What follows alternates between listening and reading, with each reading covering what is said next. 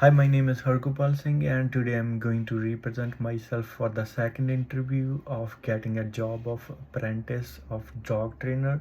So my first question for the interview is what I could tell about the positive reinforcement dog training.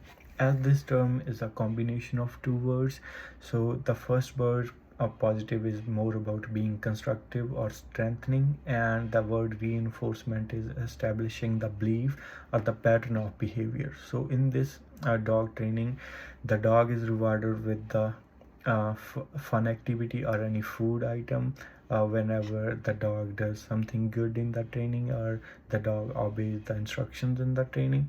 According to me, the food could be the better option because it leads more positive results. So a trainer or the client could pick any food item to give it to the dog whenever the dog does something good, and it could also motivate the dog. So there's a one thing which a trainer or the client should keep in mind, like there should not be a food item each time a dog do something good, because it could lead towards the overfeeding.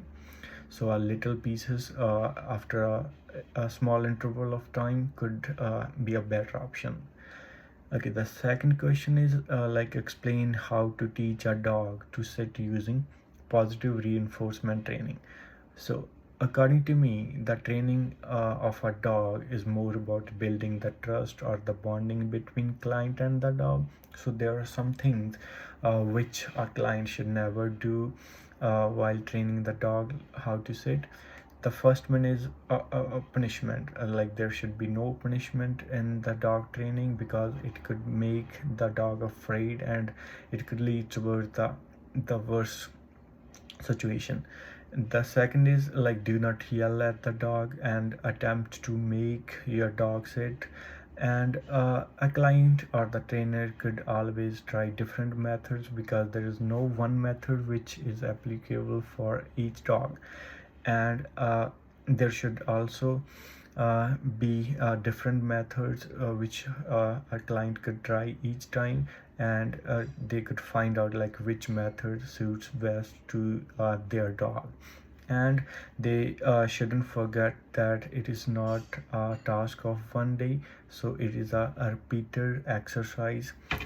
Okay, so if we talk about like what to do to make or to teach the dog how to sit, there are two techniques which I could discuss here. The first one is the treat, as we have discussed in the first question. So in this technique, the client or the trainer could use a small piece of food, and after getting the dog's attention by sitting in front of the dog, like the client could get the food item in his palm, and uh, by getting the food item, like he could try to be closer to the dog and touch his uh, palm to the head of the dog, and it could lead the bottom of the dog to hit ground. And after that, the client or the trainer could use the praising words to make dog understand that he has done the good job, and that's why he is getting the treat. The second technique is the reward natural behavior. So in this technique, a client or trainer could use a quiet and small space for the training, and in this technique, he could watch the dog's behavior, and as soon as a dog sits, client or the trainer could say the word sit. So after some repetitions, dog could understand like the word sit is associated with the term which whenever like he sits, so it's there's a combination between these two things. So after this thing, there should also be a treat for the dog as a reward, but it's always should be a positive reinforcement in this training also. Okay, the third question is tell us about a time when I like dealt with a difficult client and how I handle the situation.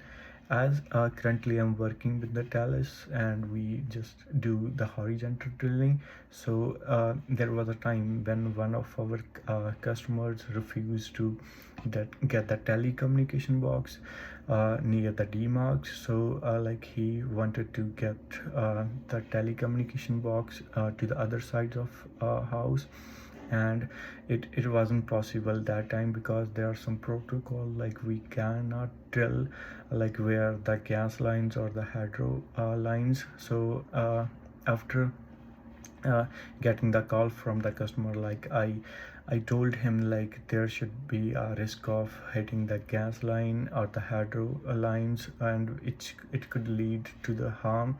So after like giving these instructions or making the customer understand, he was quite understandable the situation, and he like agreed with us and had the telecommunication box near the D marks.